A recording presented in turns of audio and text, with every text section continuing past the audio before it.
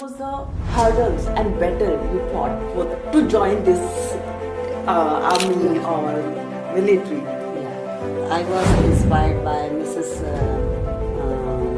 Okay. Kiran Bedi. Yeah. She was an inspiration to me, and I brought up in Himachal, Solan. So we had a military station in Solan. So the pressure, how did you kept yourself so motivating towards your career? And I can see right now also you are doing multitasking things. तो जैसे लगता है ना कि mountaineering बहुत easy game है, लोगों को दिखता है पहाड़ में जा रहे हैं, बहुत मजे आ रहे हैं. It's not that easy, it's so challenging. एक बारी तो एक एक्सपीडिशन में मेरे साथ 14 मर्द थे and I was the lady with them. Major Santosh Bhandari, एक ऐसा नाम जो कि समाज की बेड़ियों को तोड़ते हुए आगे बढ़ता चला गया और समाज के बहुत सारे नियमों को तोड़कर आर्मी को ज्वाइन करना, आर्मी में जाना, मॉनिटरिंग करना और उसके बाद में अब पॉलिटिक्स में अपना करियर बनाना. एक ऐसी एम्बिशियस एंड लीडरशिप होल्ड करने वाली महिला से आज हम मिलने वाले हैं एंड इनकी लाइफ के बारे में जानते हैं. मेजर संतोष भंडारी, कैसे हैं मैम आप? बहुत अच्छे. Welcome to our channel. Thank you so much. I am honoured to be here. Thank you very much. My first question is, what inspired you to join military and what was the hurdles and battle you fought to join this army or military? Yeah. Jai Hind. It was my childhood dream to be in the uniform services, firstly. So, bachpan se hi, like whenever I used to see Faujis wearing combat uniform and the OG uniform, it attracted me. But that time, during my schooling in 70s and 80s, in my beginning of 80s, in my college days, so that was my dream. And I joined National Cadet Corps in 1987. So I was an NCC cadet earlier. Oh, that's how it was. So where you saw in family, in atmosphere, where you saw that, how did that passion became so, motivation that कि अच्छा नहीं मुझे तो वही करना है, I have to wear this. Yeah. Firstly, during my college days, I was inspired by Mrs. Kiran Bedi. Yeah. So she was an inspiration to me, and I brought up in Himachal, Solan. So we had a military station in Solan. So we used to go to their field for our hockey games and all. So I was so much fascinated by their uniform. So I decided to be in uniform, whether it's a police uniform or it's a military. So I decided to, that time I got the opportunity for National Cadet Corps and I became an instructor earlier.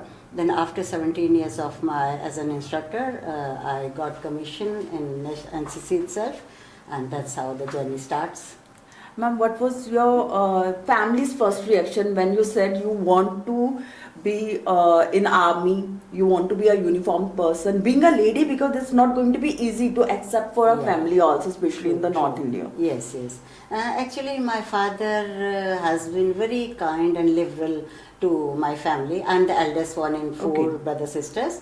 So they never stopped me, like whenever, actually I was a sports person, and you know how sports people are, very open-minded or khula vichar ka, and my father, they never stopped us, and in fact he only encouraged us. So that was a very plus point in North Indian families.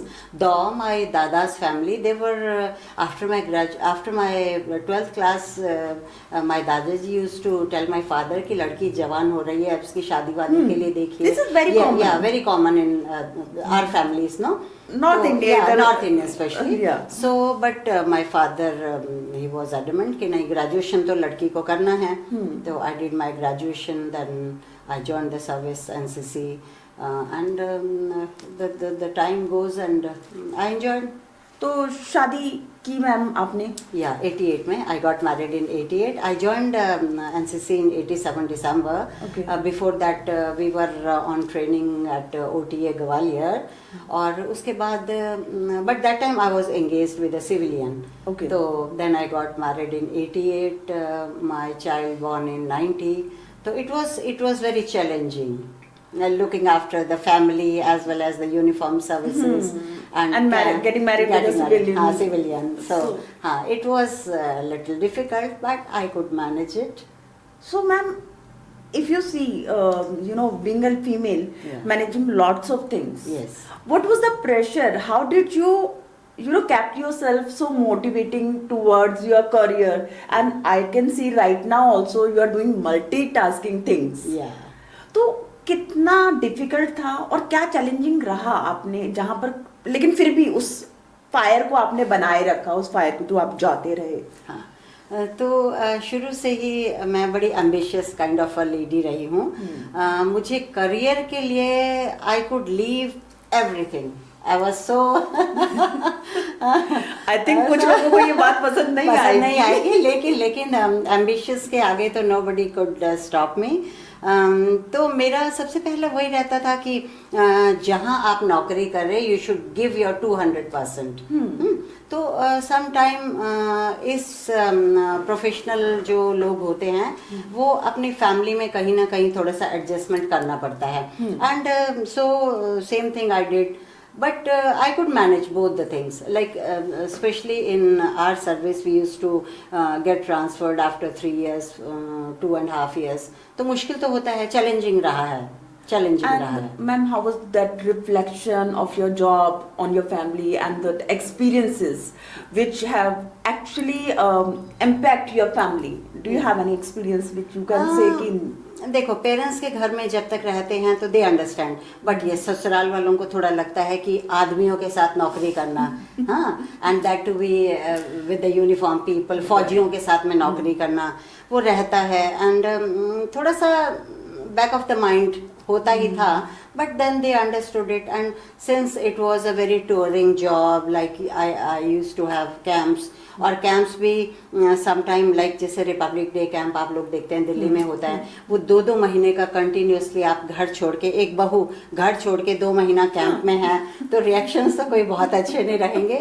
लेकिन जब अंजलि पैसा आता है ना तो पैसा सबको अच्छा लगता है. That's true ma'am. That is the energy. Yes. कोई डिनाई नहीं करता है. तो फिर ठीक है, फिर कॉम्प्रोमाइज कर ही लेते हैं. तो यस, हस्बैंड भी किया, उन्होंने भी मैनेज किया. तो जब तक मेरी बिटिया 10th क्लास में गई है तब तक थोड़ा सा मुश्किल होता था. उसके बाद तो she was grown up. Then postings भी आती रही हैं हर 3 साल में. अपना पूरा बैग पैक करके हम लोग तैयार ही रहते थे अगली पोस्टिंग के लिए. तो फिर बिटिया बड़ी हो गई. फिर वो जब उसने ग्रेजुएशन किया, she studied from Saint Bede's Shimla, और I was in Ranchi that time, Jharkhand में. तो she was in boarding. हाँ, she was with my sister. तो my sister, my parents, they helped me out throughout my life. Yeah. That is actually very important. हाँ. When families stand with you, हाँ. that is amazing. So more than my sasural people, my own family, my sister, my brother, my parents, they supported me a lot, and still अभी भी काफी उनका support है. और ma'am ये जो आपने जॉब किया, हाँ, इतने मेल्स के बीच में Yes. अपनी आइडेंटिटी को हाँ. अलग से प्रूव करना और हर रोज प्रूव करना, I Yes, can yes, totally yes. Understand it. Yes, not yes. Going to be very easy, Yeah, yes, because very difficult. when you are different, you हाँ. stand out. हाँ. So people will automatically will come and हाँ. judge you. Yes. And you have to prove yourself every day, every moment. Yes. So how difficult it was. It is difficult indeed. In fact, this nation, हम कहते हैं ना, हम बहुत आगे बढ़ गए हैं, लिबरल हो गए हैं, सोसाइटी हमारी बहुत लिबरल हो गई है, बट स्टिल लेडीज़ को जज करना, वेदर इट्स पर्सनल लाइफ और professional life, and pulling back, वो हमेशा रहता है. तो आप चाहे बेस्ट भी हों तब भी आपको फिर प्रूव करना पड़ता है. And people like us who were in transferable jobs, तो हर स्टेशन में whenever you go to new station, तो 3 साल के बाद आपके नया सीओ आएंगे, कमांडिंग ऑफिसर नए होंगे, बटालियन नई होगी और नया स्टेशन होगा, तो you will have to prove yourself कि भाई हम आपसे अच्छे हैं and we are better than you, so competition will be always there. और मेल्स थोड़ा सा कितना भी कह लो, उनको लगता है कि ये लेडी हमसे आगे कैसे जा सकते हैं। मैं हमेशा ये बोलती हूँ मैम Yeah. कि ना एक एम्बिशियस फीमेल को हाँ. मेल्स के लिए एक्सेप्ट करना बहुत is a challenge. Challenge, yes yes, ये होता है। एंड चाहे वो हस्बैंड हो, यस कुछ फादर्स आज की डेट में बहुत सपोर्ट कर देते हैं, Yeah. बट स्टिल फॉर हाँ. Husband, for boyfriend, yes, for colleague, हाँ. I think it is still difficult. It's difficult to accept that. They cannot. पता नहीं ये कुछ सोसाइटी में आई थिंक हम लोगों के जो ये मेन फोक्स हैं, इनको ऐसे ग्रूम किया जाता है कि लड़कियां तुमसे कम हैं, लड़के ज़्यादा हैं। बट मैं फ्रैंकली स्पीकिंग, मैं तो आज देख रही हूँ कि ज़मीन से लेके आसमान तक लड़कियां कहाँ कहाँ पहुँच गई हैं, और कौन सा वो ऐसा फील्ड है जहाँ पर लड़कियां नहीं हैं। And I think they are doing better than the boys. तो मैम एक ना बहुत टिपिकल क्वेश्चन मैं आपसे पूछना चाहूंगी, शायद सब लोगों के दिमाग में ये होगा, and please answer me if you feel comfortable. Ma'am आपका माउंटेनियर का जॉब रहा, आप ट्रेवल करते रहे, आपने बच्चे भी पैदा किए, ठीक है, और इस दौरान एक फीमेल्स के लिए बहुत वर्ड यूज होता है कि मेंस्ट्रुअल साइकिल। यस यस, ठीक है मैम, तो आपने भी ये सारा चीज फेस किया होगा, ये पेन आपको भी हुआ होगा, मूड स्विंग्स भी होते हैं। एग्जैक्टली, बिल्कुल होते हैं। वो कैसे हैंडल हुआ? हाँ, बहुत डिफिकल्ट है। देखिए, जैसे मैं कह रही हूँ कि मैं तो जब 7th क्लास में थी तब से मैंने खेलना शुरू किया था, and I have been a long distance runner. और फिजिकल इश्यूज तो सब लेडीज के साथ में, इट्स अ यूनिवर्सल प्रॉब्लम, तो करते थे। अब स्पोर्ट्स है, आज मान लो मेरा रन है तो पीरियड्स हो गए तो मैनेज करना पड़ता है, and that's how we become physically and emotionally strong. And specially in my mountaineering career, whenever I used to go for my expedition, तो वो तो 50-50 दिन के होते थे। तो आप सोचिए 50 दिन में तो 2 साइकिल तो हो गए आराम से, है ना, और वो भी आदमियों के साथ में। यस यस, तो मुश्किल होता है। एंड लोगों को जैसे लगता है ना कि माउंटेनियरिंग बहुत इजी गेम है, लोगों को दिखता है पहाड़ में जा रहे हैं, बहुत मजे आ रहे हैं। It's not that easy, it's so challenging. Mountains में आप सोचिए वहाँ की जो एनवायरमेंटल कंडीशंस हैं, आपको रहने की जगह नहीं होती, सम टाइम आपके टेंटेज ऐसे होते हैं। एक बारी तो एक एक्सपीडिशन में मेरे साथ 14 मर्द थे and I was the lady with them, और एक कैडेट थे जिसको हम इवैक्यूएट करके ला रहे थे। तो आप सोचिए 14 आदमियों के बीच में एक टेंट में मैं और वो बच्ची के साथ में मैं रही हूँ, तो क्वाइट चैलेंजिंग। लेकिन if you are strong within, तो then nobody can dare to touch you. Ma'am character assassination कितना होता है मिलिट्री में भी, क्या वो चीज होती है? सब जगह ही होता है। ये हम बोल रहे हैं ना, ये इंडियन सोसाइटी है, and specially people like us who are single parents, तो करते हैं, लोग करते हैं। लेकिन मैं इस चीज़ को ज़्यादा तवज्जो नहीं देती हूँ, क्योंकि मुझे लगता है कि we know who we are, है ना। तो मैं इन चीज़ों को ज़्यादा किसी को मैं एनकरेज भी नहीं करती हूँ। और दूसरा, कोशिश करते हैं लोग कुछ भी करने की, तो हम तो कहते हैं चांद पे भी दाग है, तो हम तो इंसान है। कोई दिक्कत नहीं है, चलेगा, कोई नहीं, हमारे को तुम्हारी वैलिडेशन की जरूरत नहीं है। So I totally agree with that. So ma'am you tell me कि जब आपने अपना आर्मी का किया, आर्मी ज्वाइन किया, माउंटेनियरिंग की, और उसमें आई think you were include in somewhere in arm forces, army handle करते थे। सो ये कैसे कॉम्बिनेशन आता है, एक तो फीमेल, इतने जजमेंट्स, इतने सारी चीजें फेस करते हुए, और उसके बाद में आर्मी में कैसे एंटर हुए आप? आफ्टर ग्रेजुएशन हम लोगों ने कॉम्पिटिटिव एग्ज़ाम्स दिए थे, तो मैं नेशनल कैडेट कोर एनसीसी जिसको बोलते हैं, हमारी बटालियंस होती हैं जिसमें हम लोग पूरे स्कूल एंड कॉलेजेस के कैडेट्स को हैंडल करते हैं, उनको ट्रेनिंग देते हैं टू जॉइन आर्म्ड फोर्सेस। तो मैंने 8-9 स्टेट्स में जॉब किया है, 34 ईयर्स एंड 8 मंथ्स का मेरा जॉब रहा है। और उसके बाद मैं हिमाचल अपने होम टाउन से रिटायर हुई हूँ। तो रहता है चैलेंजिंग तो सब मैम, जगह ये रहता जो है। अब बीइंग अ फीमेल, आप हाँ। सिर्फ फीमेल्स को ट्रेन करती थी या मेल्स को भी ट्रेन नहीं, करते थे? हम दोनों को करते हैं, क्योंकि देखिए अभी ऐसा होता है ना एनसीसी में, वैसे तो मैं गर्ल्स बटालियन की एडमिनिस्ट्रेटिव ऑफिसर रही हूँ, Okay. लेकिन सम टाइम जब भी हम लोग कैंप्स में होते हैं, वहाँ पर कंबाइंड कैंप्स होते हैं हमारे, Okay. एंड स्पेशली जैसे ये रिपब्लिक डे कैंप है, और मैंने बल्कि यहाँ दिल्ली में 18 टाइम में 18 times I did this RDC Republic day camp. तो उस टाइम पे हम लोग boy cadets and girl cadets को सबको ही ट्रेन करते थे। और फिर मेरा जो ये मैं आपको माउंटेनियरिंग का बता रही हूँ, ये मेरा एक अनदर प्रोफेशनल क्वालिफिकेशन था कि I am a train mountaineer and I am a train para trooper also, and Okay. That two of 84 की मैं पैरा ट्रूपर हूँ। उस टाइम तो कंट्री में बहुत ही गिने चुने पैरा ट्रूपर्स हुआ करते मेरे ख्याल से मेल्स भी बहुत गिने चुने हाँ, होते गिने थे। चुने रहते थे 80s में, yes.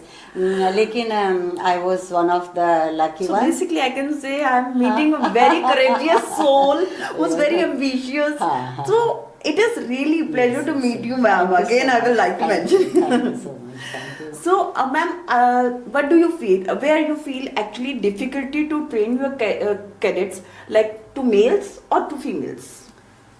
No, it's not difficult. We are trained like that to train them. We are the So they easily accept a female yeah, trainer. yeah. Sometime like I was posted here in Delhi, so I was with the Zakir Hussain College for some time. So there we had Muslim cadets also. So parents were reluctant to send them to give them the uniform and all. So I used to call their parents. I used to tell them. और आज की date में हमारी वो cadets भी बहुत अच्छी Excel कर रही हैं, एंड उस टाइम पे मैंने उनके पेरेंट्स को मोटिवेट किया कि नहीं, ऐसा नहीं है, आप अपने बच्चों को भेजिए, यूनिफॉर्म पहनाइए। और उनको थोड़ा लगता था कि लड़कों की तरह यूनिफॉर्म पहनेंगी, तो मैंने उनको बहुत मोटिवेट किया, and they understood it, and their daughters are doing so well these days, and मुझे अच्छा लग रहा है कि today they themselves are in uniform services. What your own daughter is doing, ma'am? हाँ, yes, she is married to an industrialist family in Okay. Punjab. Okay. So, but she was not very much interested for the jobs and all. Okay.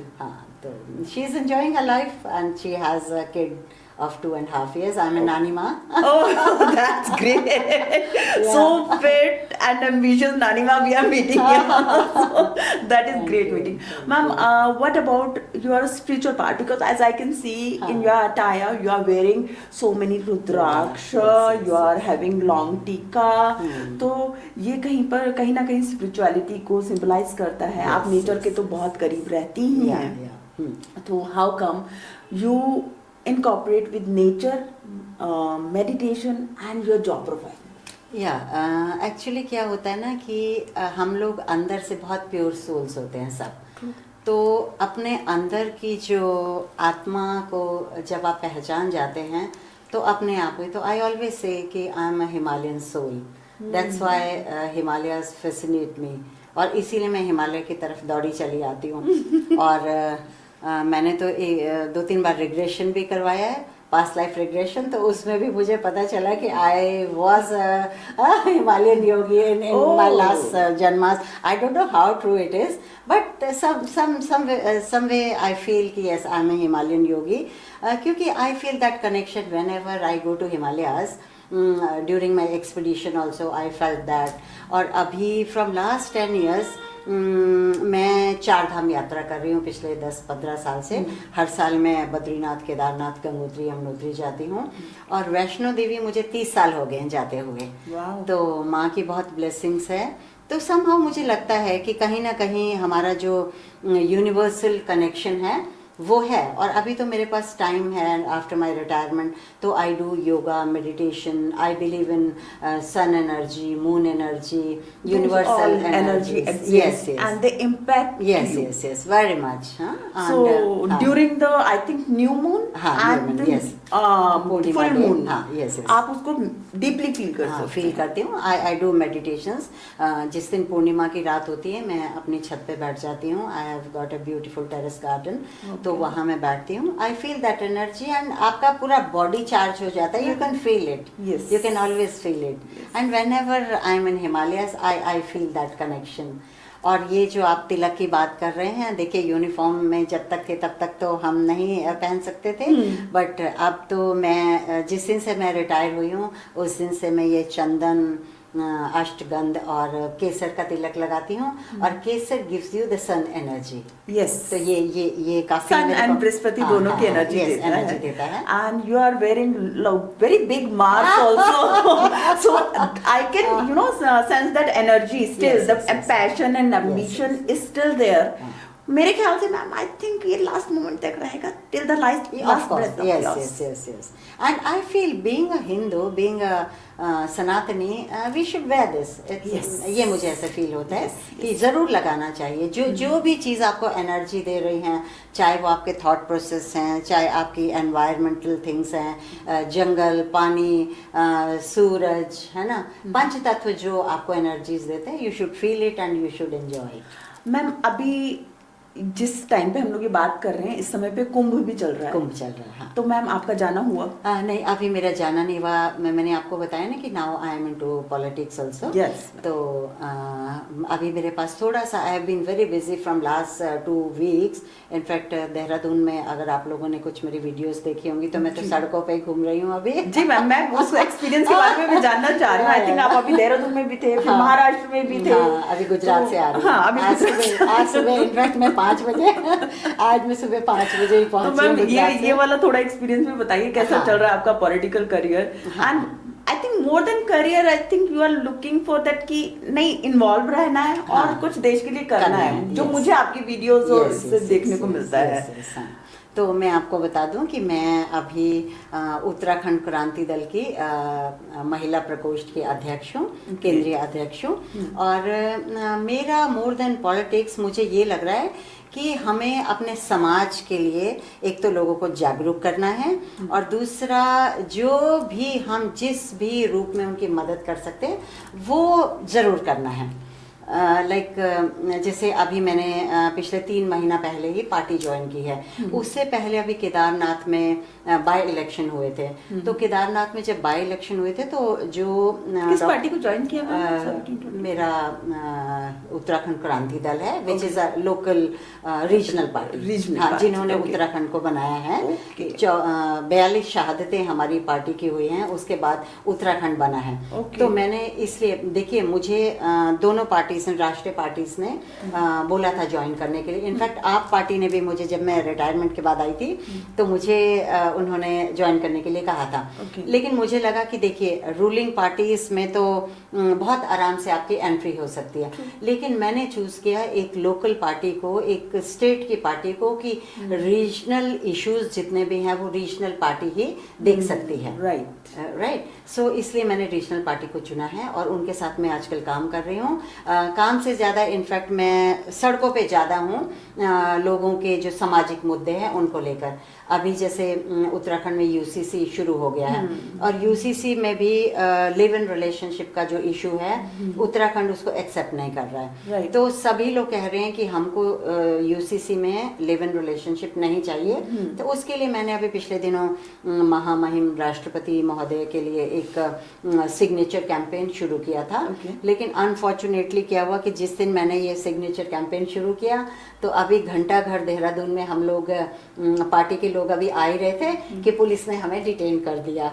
और हम लोगों को सीधा उठाकर police station ले गए और 3-4 घंटे हमें अंदर रखा। लेकिन हमने किया, हमने बोला ना हम फौजी हैं, जो कि उनके लिए कुछ भी इम्पॉसिबल नहीं है। तो हमने ये चैलेंज लिया है कि हमने ये कैंपेन करना है। तो मेरे जो बाकी फौज के साथी जो पार्टी में हैं, उन्होंने इस कैंपेन को पूरा किया और राष्ट्रपति महोदय को हमने अपना सिग्नेचर कैंपेन भिजवाया। तो उसका रिजल्ट आया मैम? अभी तक कुछ आएगा। देखिए कोई भी सरकारी जो हम चिट्ठियां देते हैं, चाहे वो प्राइम मिनिस्टर साहब को हों या राष्ट्रपति महोदय को हों, जवाब जरूर आएंगे। We are hopeful and we are positive. हमें लगता है कि हमने जो मांग की है उसका हमें आंसर जरूर मिलेगा। Definitely, we still believe in that law. We believe in judiciary, we believe in our system. Yes. Yeah. Ma'am जैसे एक, जबकि आप तो आर्मी में रही हैं तो आई एम श्योर आपको डर तो नहीं लगता होगा डिटेंशन एंड ऑल से, हाँ, लेकिन हाँ। फिर भी अब होता है ना कि अच्छा चलो यार अब तो इतना देख लिया, हाँ। अब क्या, अब और क्या देखना है, मतलब हाँ, लोगों का होता है या। रिटायरमेंट लेके, और हाँ। मतलब स्पेशली मैंने मेल्स देखे हाँ, हाँ, कि yes, वो अपने एक पंचायत घर बनाते हैं हाँ, और हाँ। हुक्का पीना शुरू Yeah, करते हैं। शुरू करते हैं। Yeah, yeah, true, true, females very के true. लिए पता नहीं मुझे ये पॉसिबल है या नहीं हाँ, है, हाँ। बट आपने एक डिफरेंट फील्ड चुना। अब आप बोल रहे हैं कि 3-4 घंटे जब आप वहां पर डिटेन होके पुलिस स्टेशन में बैठते हैं, नेवर यू फेल्ट दैट कि आप इतनी अच्छी रेप्यूटेड पोजीशन पे रही हैं और आप आके आपको कोई पुलिस वाला आके बोल रहा है नहीं मैडम यहीं पे बैठे रहिए, तो how do you feel actually? नहीं, मैंने अंजलि मैं आपको बताऊं कि मेरे साथ तो अभी मैंने बताया ना कि काफ़ी दिनों से मैं पुलिस थाने भी जा रही हूँ, कुछ कुछ इश्यूज हैं उत्तराखंड के, तो उससे पहले भी अभी एक गाली कांड हुआ है वहाँ पर। अच्छा। किसी ने एक पर्टिकुलर हमारी कम्युनिटी को गाली दी थी, तो तब भी हम गए थे पुलिस स्टेशन। तो जब उनको पता चलता है कि मैं फौज से हूँ, मेजर संतोष भंडारी मेरा नाम है, तो मुझे बहुत डिफरेंटली वो लोग treat ट्रीट किया करते जाते हैं। हैं। Yes, Right. So I am always grateful to our police also, क्योंकि देखिए मुझे मालूम है they are duty bound, Right. तो मैं उनको कभी भी ये नहीं बोलूँगी कि उनको अपना काम नहीं करना चाहिए। वो मेरे साथ बहुत अच्छे से पेश आते हैं। या So, ma'am, what is your agenda for politics and what is your, aim for the Uttarakhंड and इसके सहारे आप क्या चेंज करना चाहती हैं? देखिए हमारी जो पार्टी लाइंस हैं वो बहुत क्लियर हैं कि उत्तराखंड के लोकल मुद्दे हैं, जैसे भू कानून, जल जंगल ज़मीन, इसका बहुत वहाँ पर संरक्षण के लिए हम लोग काम कर रहे हैं। और सबसे जो ज्वलंत हमारा जो मुद्दा है वो खनन माफियाज ने पूरे उत्तराखंड को खरीद लिया है, बहुत बड़ा मुद्दा है। और मेरा हमेशा ही अपने मुख्यमंत्री जी के साथ में जो भी संवाद रहता है, हम यही कहते हैं कि एक तो बाहर के लोग आकर, क्योंकि देश नो अभी तक कोई भू कानून नहीं है हमारे प्रदेश में, तो मेरा कहना ये है कि आप जितना जल्दी भू कानून बनाएंगे तो कम से कम बाहर के लोग हमारा उत्तराखंड जो पहाड़ है उसको बचा कर रखेंगे। अब हो क्या रहा है, किसी को दर्द नहीं है पहाड़ का, तो बाहर के लोग पैसे वाली पार्टीज आकर उत्तराखंड में इन्वेस्ट कर रही हैं। अब उनको ठेके मिल रहे हैं, तो उन्होंने क्या किया, जितना हमारा खनिज संपदा है वो ले जा रहे हैं और उत्तराखंड पहाड़ खाली हो रहा है। तो ये बहुत बड़ा मैटर ऑफ कंसर्न है। एंड आई थिंक इससे लैंडस्लाइडिंग हो रहा है, बहुत ज्यादा, बहुत फर्क पड़ेगा। आपने देखा है कि वैसे ही बहुत ही फ्रेजाइल पहाड़ हैं उत्तराखंड के, रेतीले हैं बहुत ना, और न्यू हिमालयाज है ये। तो यहाँ पर क्या होता है कि जैसे खुदाई शुरू होती है, अब जैसे 4 लेन हमारा रोड बन रहा है, तो इतना हर बरसात में वहाँ लैंडस्लाइड आ जाता है। तो ये किस लिए हो रहा है, क्योंकि पहाड़ों पर इतना खनन हो रहा है, ब्लास्टिंग हो रही है, और उसके कारण यहाँ पर ज़मीन बहुत ही खराब हालत में छोड़ देते हैं। आफ्टर माइनिंग्स आप छोड़िए कि वो पूरा का पूरा जो इलाका है, पैच है, वो पूरा खराब हो जाता है। उस पर ना खेती बाड़ी होगी, ना वहाँ कुछ उगेगा, और वो ज़मीन तो खराब हो जाती है। तो मैम फिर इस केस में उत्तराखंड के लोग जो है, स्पेशली किसान, जो कि आज तक में हम देखते आए हैं स्टेप फील्डिंग करते हैं, तो ये लोग कहाँ जाएंगे और उनके जीने का क्या सहारा है? फिर खाली हो गया अंजलि, पूरा पहाड़ खाली हो गया हमारा। वो भी एक चर्चा का हमेशा विषय रहता है कि पलायन मेन जो यहाँ से लोग निकल गए हैं। अब मैं गांव घूमी हूँ ना अभी केदारनाथ इलेक्शन के दौरान, तो आई फाउंड कि वहाँ पर सिर्फ बुढ़े लोग रह गए हैं, या किसी घर में, हाँ, सब निकल गए हैं। क्योंकि देखिए उत्तराखंड में अपना तो कोई रोजगार नहीं है, कोई फैक्ट्रियाँ नहीं हैं, कोई वहाँ पर मिल्स नहीं है, रोजगार का कोई साधन नहीं है। और जो वहाँ पर ये खेती बाड़ी भी करते थे, वहाँ पर ये जंगली जानवरों ने बहुत उत्पात मचा रखा है। बंदर, लंगूर, ये वाइल्ड बोर्स, इन्होंने बहुत ज़्यादा, जिसको बोलते हैं ना, ये कुछ खेती कर ही नहीं पा रहे हैं कई सालों से लोग, ये भी एक बहुत बड़ा इशू है। तो और फिर नशा एक बहुत बड़ा इशू है, कि गांव के गांव खाली हो गए, सिर्फ बुढ़े लोग वहाँ रह गए हैं। कहीं किसी घर में हम गए तो वहाँ सिर्फ एक माता जी थी, किसी घर में गए तो बुढ़े हैं, रो रहे हैं हमारे पास कि आप कुछ करो यहाँ के लिए, हम तो बर्बाद हो गए, लेकिन हमारी अगली जनरेशन बर्बाद नहीं होनी चाहिए। तो मेरी पार्टी, हम लोग इन्हीं सब मुद्दों पर वहाँ काम कर रहे हैं, और हम तो लोगों को रिक्वेस्ट करेंगे कि अब 2027 में जो हमारे विधानसभा के इलेक्शन होने हैं, तो मैं कह रही रीजनल पार्टी आएगी तो रीजनल मुद्दों को समझेंगे, तभी हम कुछ उस प्रदेश का विकास बात कर वो होती पाएंगे। है ना मैम, आई थिंक जो लोग वहाँ के रूट्स को जानते हैं, यस, वो उन रूट्स को ग्रो करने में, दोबारा से रिबिल्ड करने में हेल्प कर सकते हैं। exactly. बाहर से एक पार्टी आएगी, हाँ, पता नहीं वो किस हाँ, तरह से काम करेगी, किस तरह हाँ, से नहीं करेगी। या so that can be a reason, I think. Yes yes. और राष्ट्रीय पार्टियों का क्या होता है ना, देखिए राष्ट्रीय पार्टियों के अपने मुद्दे हैं जी, वो अपने मुद्दों पर बड़े काम skills करते पे हैं, काम बड़े कर रहे हैं। स्किल्स पे या वो। लेकिन मैं तो कहूँगी मुझे कोई डर नहीं है ये भी बोलने में कि जो हमें अभी सरकारें वहाँ पिछले 25 साल से है वहाँ पर काम कर रही हैं, कागज़ों में एक अलग लाइन है और जो ग्राउंड रियलिटीज़ वो बिल्कुल अलग है। क्योंकि मैं तो पहाड़ से जुड़ी हुई हूँ, मैं ज़मीन से जुड़ी हुई हूँ, और मैं गांव जाकर मैंने जो हालत देखी है वो रियलिटी अलग है। जो कि चाहे मोदी जी हों या धामी जी हों, वो जो कह रहे हैं ना लड़कियों को पढ़ाओ, लड़कियों को बचाओ, ये करो वो करो। आज सबसे ज़्यादा जो उत्तराखंड की हालत है उसमें उत्तराखंड नंबर 1 है यहाँ की महिला उत्पीड़न में, तो जो कि बहुत ही अनफॉर्चुनेट है, बहुत दुर्भाग्यपूर्ण है। और मैं बार बार कहती हूँ कि इसको कंट्रोल में लाना पड़ेगा, नहीं तो हमारा यूथ भी बर्बाद है, वहाँ लड़कियों की सुरक्षा नहीं है। ये बहुत ज्वलंत मुद्दे हैं हमारे। इसी के लिए मैं पिछले 15-20 दिन से सड़कों पे उतरी हुई हूँ। Okay, yes. And what about that ma'am, आप तो खैर काफी फेसबुक पे, यूट्यूब पे खुद भी Yes. एक्टिव हैं, तो ma'am social media and normal जो हमारा मीडिया है, हाँ, वो किस तरह से आपको हेल्प कर रहा है, एंड वेयर यू सी आप अपनी बातों को पहुंचाने में हाँ, वहां पर आसानी हुई है या मुश्किलात आती हैं आपको? देखिए जहाँ तक रीजनल हमारे जो प्रेस और मीडिया है वो हमारे को बहुत सपोर्ट करता है, वो आते हैं। लेकिन राष्ट्रीय जो भी प्रेस मीडिया है वो उत्तराखंड में बहुत कम पहुँचता है, विच इज़ वेरी अनफॉर्चुनेट।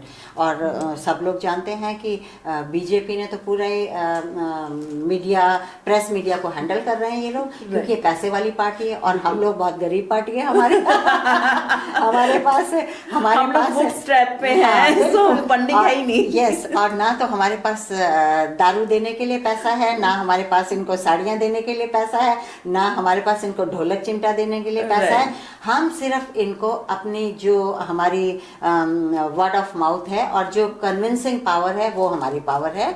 और हम अभी 2027 में इनको दिखाएंगे। लोग देख रहे हैं, उत्तराखंड पूरा देख रहा है कि हम लोग कितना परेशान हैं लोकल मुद्दों के लिए। तो I hope they understand it and हमारी पार्टी को मौका देंगे। डेफिनेटली मैम, जहाँ पर बोलते हैं ना कि आपकी चाह है तो वहाँ राह भी है, तो डेफिनेटली आपने अगर बीज बोया है तो उसका आपको फल भी मिलेगा। मैम जहाँ तक बात है हमारे सोशल मीडिया की, तो आप काफी एक्टिव होती हैं, तो लोग रिएक्ट करते हैं, इसका किसी तरह से वहां से किसी तरह का प्रोत्साहन या फिर सपोर्ट मिल पाता है आपको? यस, देखिए मैं फेसबुक पे मैं काफ़ी पॉपुलर हूँ, आपने भी देखा होगा अंजलि। इंस्टाग्राम पे भी लोग मुझे फॉलो करते हैं, मेरा यूट्यूब चैनल भी है। लेकिन वेरी अनफॉर्चुनेट कि जब भी कुछ हम मुद्दे उठाते हैं ना, तो इनका जो IT सेल है वो बहुत स्ट्रांग है, बीजेपी का कंट्रोल करता है। तो मेरी इनफैक्ट अभी पिछले दिनों मेरी इसको भी इन्होंने काफ़ी स्लो कर दिया था। अब मैं जो भी अपने उसमें डालती थी रोज, मतलब जो भी मेरे मुद्दे होते थे वो जाने नहीं देते। हाँ, बात करें पॉलिटिकल मुद्दों की तो स्लो हो जाता है, वो ब्लॉक हो जाता है, वो कुछ दिन तक वो चलने नहीं दिया जाता है ना। मेरी स्टोरी को बहुत दिनों तक ब्लॉक रखा इन्होंने। मैं काफ़ी हल्ला बोल करती हूँ, लेकिन देखिए ऐसा है, हम जिस देश में रह रहे हैं हमें बोलने की आज़ादी है और हम अभी भी लोकतंत्र पे विश्वास करते हैं। हम नहीं चाहते हैं कि कोई भी सामाजिक मुद्दे इतने ऊपर हो जाएं कि लोग अपने हाथ में कानून ले ले। मैं उसके बिल्कुल अगेंस्ट हूँ। लेकिन मैं कहती हूँ कि एक आम नागरिक की अगर आवाज़ उठाई जाएगी तो वो उसको अगर दबाने की कोशिश की जाएगी तो उसके लिए तो हम आवाज़ उठाएंगे, चाहे हमें सड़कों पर आना पड़े। मैं डरती नहीं हूँ। मैंने तो बताया कि मैं तो इवन जब मैं यूनिफॉर्म में भी थी तो लोग मुझे टाइग्रेस बोलते थे, इसीलिए जो मेरा पेज भी है द हिमालयन टाइग्रेस है ना। तो मैं नहीं डरती हूँ, मुझे क्या है, देखिए सच बोलने में तो आपको कोई परेशानी होनी नहीं चाहिए, और मुझको सच बोलने से कोई भी नहीं रोक सकता, चाहे वो राष्ट्रीय पार्टियां हों और या कोई भी हो। मैं डरती नहीं हूँ किसी से। सच, मेरा तो काम है सच बोलना, दुनिया के सामने सच दिखाना। अब सामने वाला उस सच को कितना एक्सेप्ट करता है, कितना डाइजेस्ट कर सकता है, that depends upon that also takes time. Yes, it takes time, but people understand. Right. So ma'am, जो आपने अभी बात करी आपके यूट्यूब चैनल की Himalayan tigress, what was the motive behind that? आप अभी भी शायद माउंटेनिंग करती हैं? अभी भी आई गो फॉर एक्सपीरियंस, मैं अभी भी कैंप्स करती हैं? हाँ, मैं अभी भी, देखिए मैंने आफ्टर माय रिटायरमेंट मैंने क्या किया, कुछ अपने मेरे फेसबुक पे भी कुछ ग्रुप्स हैं जिसमें मैंने मोटिवेट किया लेडीज़ को। सम टाइम क्या होता है ना कि लेडीज़ घर से बाहर नहीं निकल पाती हैं, फैमिली प्रेशर्स होते हैं कि किसके साथ जाओगे, कौन तुम्हारे साथ जा रहा है। तो मैंने ऐसे ग्रुप्स बनवाए जिसमें मैं लेडीज़ के ही ट्रिप्स लेके जाती हूँ उत्तराखंड एंड हिमाचल में। मैं उनको कहती हूँ आप आइए, मुझे ज्वाइन करो, मैं आपको लेके चलती हूँ, and we go in groups sharing basis पे। तो ऐसे मेरे साथ काफ़ी लोग ट्रैवल करते हैं। और मैं तो बीइंग ट्रेंड माउंटेनियर, तो मैं बिगिनर्स को भी ट्रैकिंग करवाती हूँ, और जो थोड़े अच्छे ट्रेंड माउंटेनियर्स हैं उनको मैं थोड़ा हाई ऑल्टीट्यूड ट्रैक्स भी करवाती हूँ। तो यू विल फाइंड मी, जब भी मेरे पास टाइम मिलता है मैं आपको हिमालयास में मिलूंगी, उत्तराखंड के। I would like to join you, most welcome, any time. Ma'am, normally अगर आपने देखा हो तो आज के टाइम पे 25 से लेके 35 साल तक में लोग बोल देते हैं हमारे घुटने बोल गए हैं। Yes. So how do you maintain? Touch wood, मेरे घुटने बिल्कुल अभी सही सलामत हैं। और बल्कि मुझे तो 2002 में एक स्पाइनल इंजरी हुई थी in Himalayas in one of my expeditions. तो मेरा वो हो गया था, ठीक हो गया। उसके बाद I had gone under through a surgery, मेरा स्पाइन का सर्जरी हो रखा है। बट टच वुड अभी भी मैं बिल्कुल फिट एंड फाइन हूँ। 20 से 25 किलोमीटर मेरी वॉक होती है। और नॉट एवरी डे, हफ्ते में 3 बार। और राजपुर रोड पे आप देहरादून में मुझे कई बार मिल जाएंगे राजपुर में वॉक करते हुए। और I love to go for tracks. Yes, it is got so much good vibrations, that's why I settled there. I think ma'am, बस मुझे देहरादून से सिंपल एक चीज वो लगती है कि देहरादून बहुत अच्छा शहर है, बट जैसे ही वो आप थोड़ा सा आप जाते हैं ना एंट्रेंस में, नहीं एंट्रेंस भी मैम, चलिए मैं वो तो मानती हूँ कि छोटा शहर है तो शायद अभी ब्रॉड नहीं हुई है सड़कें, लेकिन जो आप कैंप फॉल और ये सब की तरफ जाते हैं, मसूरी साइड, यस, सहस्त्रधारा की तरफ जाते हैं, तो शायद ना वहां पर अभी आप लोगों को काम करने की जरूरत है, because we are regional party. So I am telling you that ma'am, क्योंकि वहां पर जो हाइजीन जो है वो नहीं है। टॉयलेट्स अगर आप देखेंगे, changing rooms, especially for females, it's not there. So that is my personal experience. So I'm mentioning you कि मैम जैसे आपका नेचर है कि सामने से बोल देना, so I'm also mentioning this friend of you only. I'll definitely take into. तो ये एक चीज होती है। और दूसरा चीज है कि वहाँ पर आप सहस्त्रधारा के पास में अगर देखेंगे तो स्पेशली एक पार्किंग का इशू है ma'am. Yes, small place. It's a very small place. तो पार्किंग में इतनी ज्यादा प्रॉब्लम होती है, और उसके बाद में ना वहाँ पर वो होने लगता है कि नहीं ये प्लेस तो नहीं है, ये नहीं है। तो टूरिस्ट ना वहाँ जाना पसंद नहीं करते हैं, उसके कारण से ना वो उस रास्ते को अवॉइड करते हैं। Though it's a very beautiful place, because when I used to live in Dehradun, तो मेरा होता था शाम को गाड़ी उठाई सहस्त्रधारा निकल गए। तो वो शाम को जाना ना बहुत अच्छा लगता था, थोड़ी देर पानी में पैर डाल के बैठ जाओ, it gives you so much of relaxation. But due to all this problems ना हम लोग अवॉइड करते थे कि नहीं हमारा चलो मसूरी तक चले गए। लेकिन आई थिंक कुछ शायद वहाँ की रोड्स पे, I don't know, you are a mountaineer person, so you can understand better कि वहाँ सेफ्टी के लिए क्या किया जा सकता है, बिकॉज कई बार लोग जो है प्रॉपरली ड्राइव नहीं कर रहे हैं, तो उसके कारण से प्रॉब्लम होती है वहाँ पर, कट्स में इश्यूज है वहाँ की। तो या फिर अगर हम माउंटेन्स की बात ही कर रहे हैं, तो जो मैंने देखा है मॉल रोड पे मसूरी में, आई थिंक थोड़े से वहाँ के जो पब्लिक टॉयलेट्स हैं, they need to take care of, क्योंकि वहां पर जहाँ प्रॉब्लम आती है वहां पर लोगों को बना, जबकि इतना अच्छा नेचर है, लोग बाहर जाना पसंद करते हैं, इंडिया में इतनी अच्छी नेचर है, ब्यूटी है, तो they should go and appreciate that thing. You know my pain is coming from that कि भाई बहुत सारे लोग होंगे जिनको नहीं जाने को मिल रहा है, and you are working on that. तो I am just giving you ma'am कि हम लोग भी आना चाहते हैं। Point Noted. I'm like that kind of person who loves to go regular on that Himalayas Yes, and all yes, ना, yes, yes. तो वो चीज़ अच्छी लगती है ma'am. So now when you are already working as a politician, so when you are thinking when you will be able to join that kind of position where you will be able to work, are you seeking for some kind of position जहाँ पर कि आप properly देश के लिए या आपके Himalayas के लिए वर्क कर पाएं, या आप इसी जिस पोजीशन में हैं या जिस तरह से कार्यरत हैं वैसे ही रहना चाहेंगी? एक्चुअली देखिए, मैं पहली बात तो I am not a born politician firstly, so I am a turn politician you can say. अभी तो जस्ट मेरी बिगिनिंग है, but it's not a easy game which I am experiencing it day by day. Ma'am you never chose an easy game. या और इसमें क्या है ना, एक तो डिसिप्लिन की बहुत कमी रहती है. अब हम लोग तो बॉर्न डिसिप्लिन पीपल हैं. टाइम का हमको बहुत इम्पोर्टेंस है, और पॉलिटिक्स में क्या है कि टाइम का वैल्यू नहीं है इनको. 12 बजे का फंक्शन है, 2 बजे आते हैं, तो मुझे बहुत इरिटेशन शुरू हो जाती है. तो even with in my party मैं इन लोगों को बहुत अभी हड़का रही हूँ, और कुछ लोग तो डिसिप्लिन हो रहे हैं, कुछ अपोज भी करते हैं.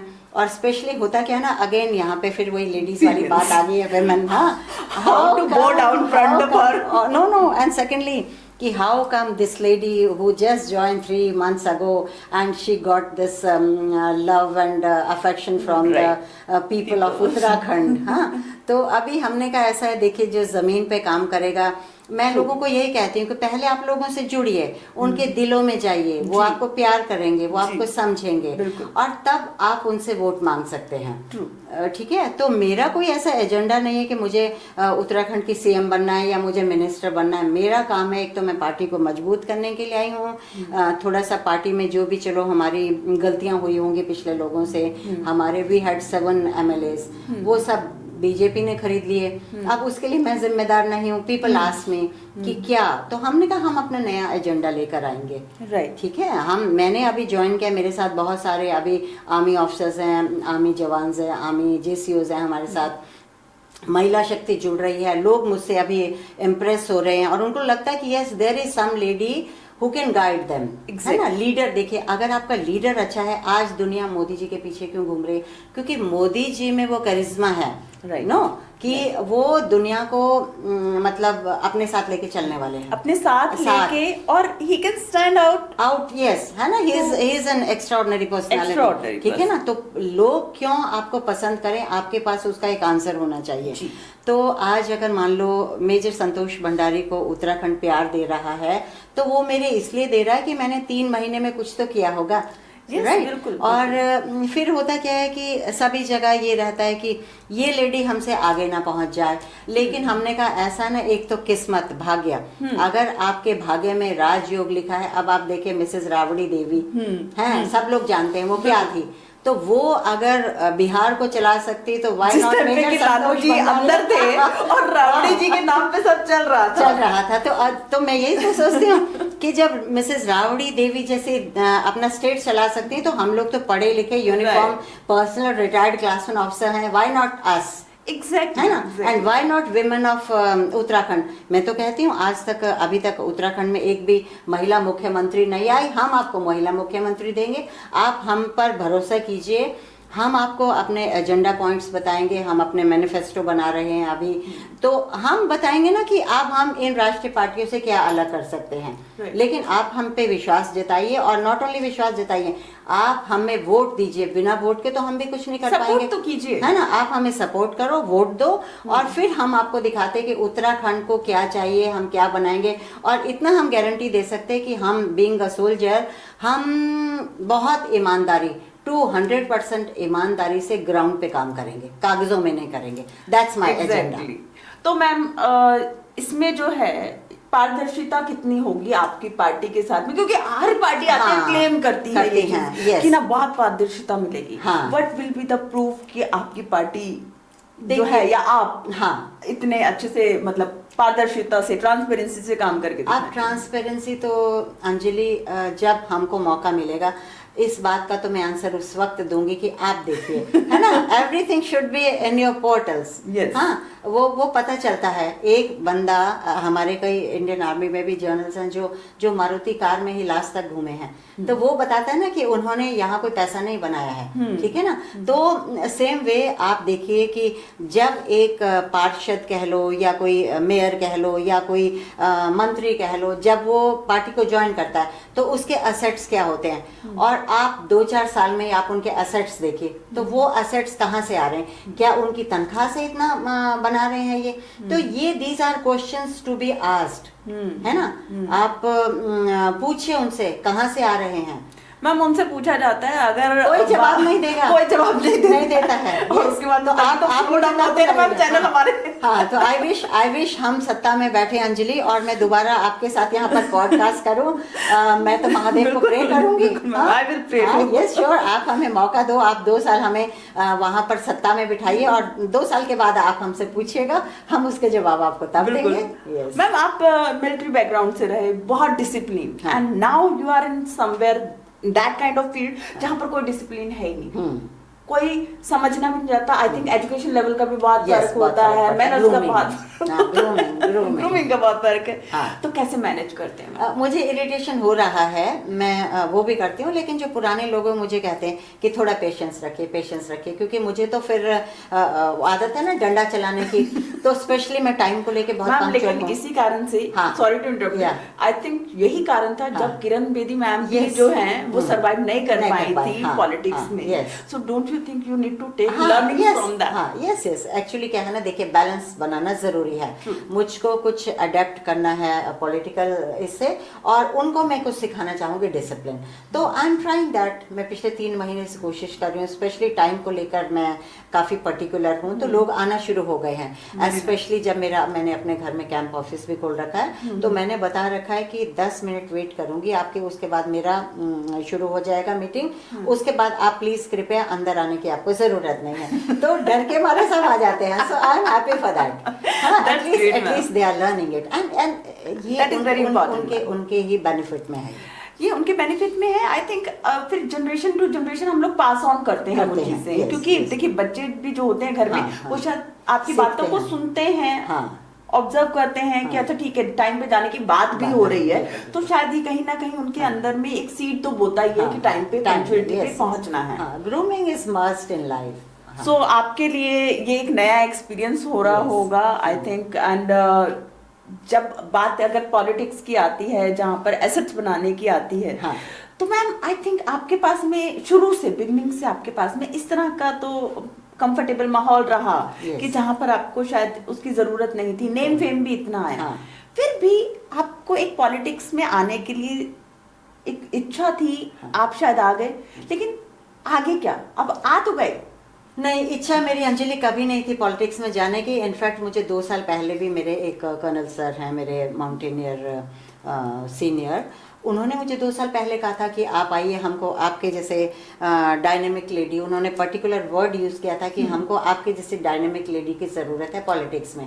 तो I told him, I said no, this is not my cup of tea. मैं तो देख रही थी ना, इतने वर्षों से 60 साल मेरी उम्र हो गई है, तो मैं देखती थी, तो इन्हीं सब चीज़ों से मुझे कभी भी इंटरेस्ट लगाव नहीं था। लेकिन इस बारी जब मैंने ग्राउंड रियलिटीज़ उत्तराखंड में देखी, तब मुझे वो दर्द फील हुआ ना कि एक गांव की एक महिला का जब दर्द मुझे नजर आया, I could feel that pain. फिर मुझे लगा कि मैं तो ऐसे कुछ हेल्प नहीं कर पाऊंगी, मैं क्या कर पाऊंगी, मैं सोशल ग्रुप से जुड़ी हुई हूँ, कुछ एनजीओ से जुड़ी हुई, उससे मैं इनका बहुत ज़्यादा हेल्प नहीं कर पाऊंगी। फिर मुझे लगा कि मेन स्ट्रीम में जब तक आप पॉलिटिक्स में नहीं आते हो, तब तक आप चेंज नहीं कर पाएंगे सोसाइटी में ज़्यादा। तो इसलिए मैं अभी पार्टी को मजबूत कर रही हूँ। अभी वोट मांगेंगे 2027 से पहले, हम ज़रूर लोगों के पास जाएंगे, उनको मुद्दे तो हमने बताना शुरू कर दिया है। तो आई विश एंड प्रे कि उत्तराखंड क्रांति दल अभी सत्ता में आए। आपके जो आपका पहला एक्सपीरियंस रहा, आपने अभी की और पहले की पॉलिटिक्स, जो एक हमारे जो लीडर्स रहे हैं, इंदिरा गांधी जी रही हैं, नेहरू जी रहे हैं, उसके बाद में वाजपेयी जी रहे हैं, तो इन सब के चलते भी आपने डेफिनेटली पॉलिटिक्स के बारे में सुना जरूर होगा। तो आज आप खुद भी पॉलिटिक्स में, और आज जितना पॉलिटिक्स को आप पास से देख रही हैं, हाँ। तो क्या ऑब्जर्वेशन है मैम, क्या डिफरेंस आया है इंडिया की पॉलिटिक्स में? या एक्चुअली देखिए, पुराने जितने भी हमारे लीडर्स थे, वाजपेयी जी, इंदिरा जी, नेहरू जी, और पुराने जितने भी थे, बहुत ही महान नेता थे। मैं किसी को अपोज नहीं कर रही हूँ, वो अपने लेवल के बहुत बड़े बड़े दिग्गज लोग धुरंधर थे, रहे। दिग्गज थे, and I always respect such politicians. देखिए, पहले पढ़े लिखे लोग कम पॉलिटिक्स में जाते थे, क्योंकि मैं तो झारखंड में भी पोस्टेड थी ना, तो मैंने वहाँ पर भी बहुत नज़दीक से पॉलिटिशियंस को देखा है। तो अब अच्छी बात एक तो ये है कि पढ़े लिखे लोग आ रहे हैं, और क्राइटेरिया जो भी अभी पॉलिटिक्स में आने का, वो भी एक अच्छी चीज़ है। सिर्फ थोड़ा सा मेरा अभी भी रिक्वेस्ट सीनियर लीडर से यही रहता है कि एक तो आप साफ छवि के लोगों को आप लेके आइए, है ना। नहीं तो यहाँ आने के बाद क्या होता है कि लोग समझते हैं कि अब हम पॉलिटिक्स में आ गए हैं, अब हम जो मर्जी मनमानी कर रहे हैं, which is not correct, which is Actually, I not. was about to ask this. हाँ। आप साफ छवि के लोगों को ले तो आए, हाँ। लेकिन जब उनकी छवि आने के बाद खराब हो जाए तो क्या करोगे? हाँ, ये बहुत अनफॉर्चुनेट है, बहुत अनफॉर्चुनेट है। लेकिन अभी आप देखिए ना कि मैं आपको बता रही हूँ, मुझे तो जस्ट 3 महीना हुआ। हाँ। तो इन 3 महीनों में अपोजिशन पार्टी के भी पॉलिटिशियंस के मुझे फोन आने शुरू हो गए कि आप हमारी पार्टी में आइए, आप वहाँ क्या कर रही हैं। और अभी भारतीय जनता पार्टी के मेरे पास एक नंबर भी है, उससे मुझे कॉल आता है कि मैडम वाह क्या बात है, उत्तराखंड में तो आप एक शेरनी आ गई, और आपको तो हम राज्यसभा का बीजेपी का मेंबर बनाएंगे। तो मैंने उनको बोला कि पहली बात, मैं एक फौजी हूँ, और आपको फौजी को खरीदने की आपकी औकात नहीं है। मैंने बहुत स्पष्ट शब्दों में उनको कहा कि मैं बिकने वालों में से नहीं हूँ। अगर मान लो आप कहते हैं ना कि हमारी पार्टी के कुछ लोग बिक गए थे, तो क्योंकि तुम खरीदार बैठे हुए थे बाजार में, इसलिए वो बिके हैं। अगर तुम खरीदार ही नहीं होते, वो कैसे बिकते? और मैं आपको ऑन रिकॉर्ड अभी बोल रही हूँ कि कोई भी पार्टी मुझे कुछ भी लालच देगा, मैं नहीं बिकूंगी, क्योंकि मेरी अपनी एक ज़मीर है। मैं प्रदेश के लिए काम करने के लिए आई हूँ, इनके सामाजिक मुद्दों के लिए लड़ने के लिए आई हूँ, महिलाओं की जो भी हमारी प्रॉब्लम्स हैं, इश्यूज़ हैं उत्तराखंड के, मैं उसके लिए काम करने आई हूँ। तो ना तो मैं यहाँ बिका हूँ, और मैं इतनी अनमोल हूँ कि कोई मेरी कीमत नहीं दे सकता। That is my you know. Ma'am, I will wish you best of luck कि आप अपनी छवि को लेकर, इसी साफ सुथरी छवि को लेकर आगे बढ़ें। देहरादून को, हिमालयस को मैं बेस्ट विशेस देना चाहूंगी कि आपके जैसे लीडर आ रहे हैं, और ऐसे लीडर और आते रहने चाहिए जी।